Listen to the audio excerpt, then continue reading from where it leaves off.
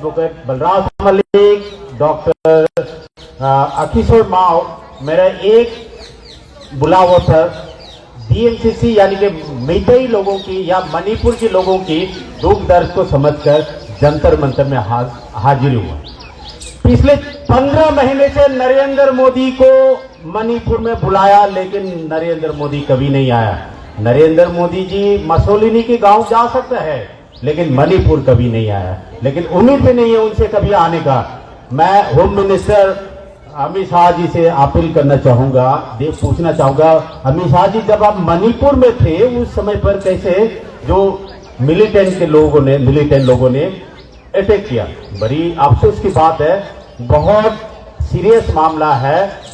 मणिपुर के बारे में सोचिए। हम Manipur, we the people of Manipur, we are enough capable to protect our motherland. Himalaya भाग में यही खड़े। थैंक यू वेरी मच लाफीबा मैं एंड धन्यवाद मेरे सिक्योरिटी फोर्सेस के लोग जो है, आपने हमारे लिए देखभाल किया, आपने हमें जगह दिया एक कॉन्स्टिट्यूशनल जगह पर।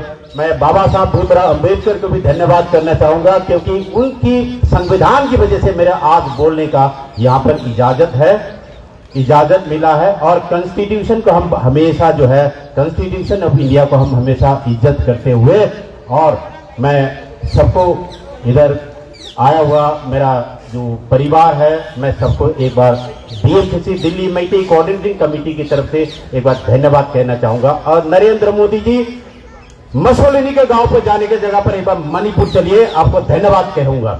धन्यवाद।